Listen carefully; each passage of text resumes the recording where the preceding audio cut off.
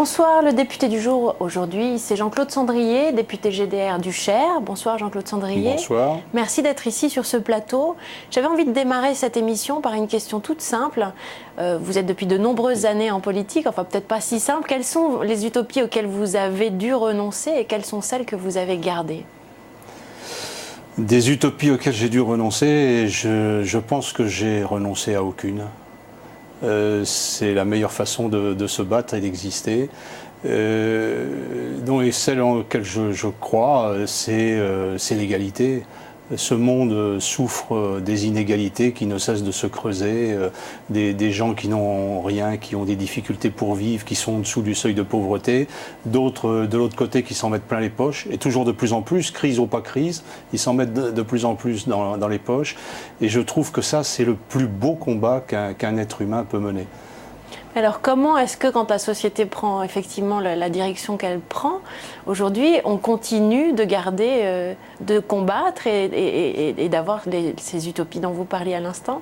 C'est la situation qui le justifie. On est dans une crise du capitalisme, des gens fous d'argent, égoïstes, ne pensant qu'à eux, qui nous ont amenés dans cette situation, qui demandent aux gens, à la majorité de nos concitoyens, de payer l'addition. Donc je le dis, qui creusent les inégalités. Donc la matière du combat, elle est là. Tant qu'on n'a pas réglé ce problème d'égalité, de justice sociale, de solidarité, il y a matière à faire avancer l'humanité tout entière. Qu'est-ce qui fait que vous gardez la foi, justement, cette foi-là ? Parce qu'il n'y a pas d'humanité sans ça. Jaurès, je crois, disait nous ne sommes pas encore dans l'humanité, ou à peine. Je pense qu'il avait raison. Et plus d'un siècle après, on est toujours avec ce constat qu'on se demande si on est entré un peu dans l'humanité.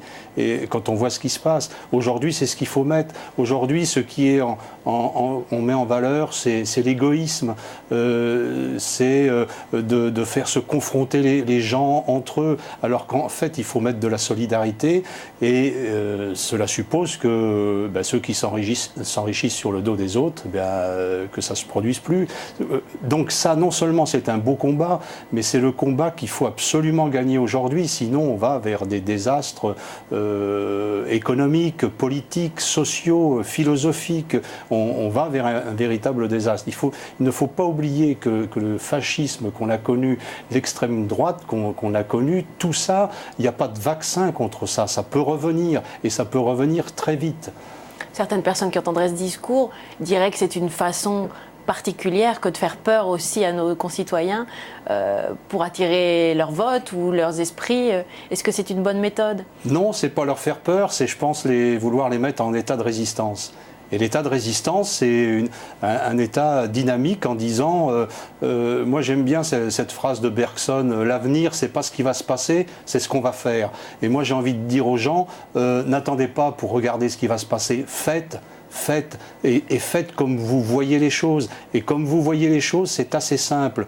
Il faut arrêter que des gens se nourrissent du travail des autres, s'enrichissent à milliards, et nous créent les pires difficultés. Ce sont eux les gaspilleurs, ce sont eux qui mettent ce monde en état de faillite. Et il faut arrêter ça. Alors c'est pas parce qu'en France, il y a une majorité de responsables politiques qui a plutôt tendance à les défendre, à leur venir en aide, qu'il faut pas se battre. Et moi, ça me fait plaisir aujourd'hui que dans cette crise, même des gens de droite disent « Ah ben oui, même si c'est un peu pour faire semblant, oui, il faudrait quand même s'attaquer aux bonus, oui, il faudrait quand même s'attaquer aux paradis fiscaux, oui, il faudrait peut-être réduire un peu les salaires ». Avoir ce débat aujourd'hui, c'est quelque chose, je trouve, d'extraordinaire. Il y a 5 ans, ou il y a 10 ans, c'était un débat qu'on ne pouvait pas avoir. Seulement, le problème, c'est pas simplement d'avoir le débat, c'est d'avancer concrètement. Aujourd'hui, on met un peu un rideau de fumée pour faire oublier que, de toute façon, l'essentiel continue comme avant. Selon vous, cette crise vous rapproche de certaines personnes de droite ? Non, elle nous rapproche pas, je pense pas. Je pense qu'il y en a qui cherchent à faire semblant, à droite actuellement. Vous ne croyez personne ? Vous savez, on a passé 2 heures à l'Assemblée sur les paradis fiscaux.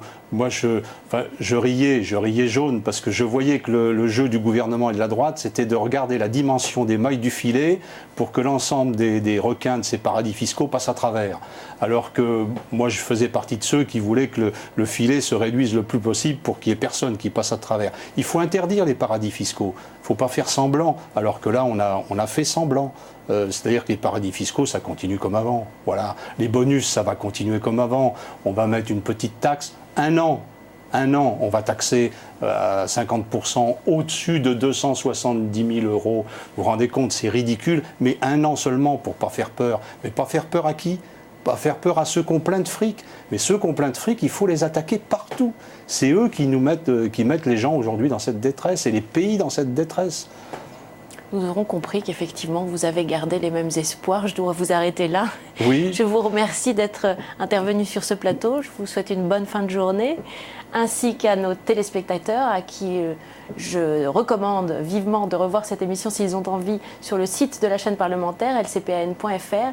Et je vous dis à très bientôt. Bonne fin de soirée.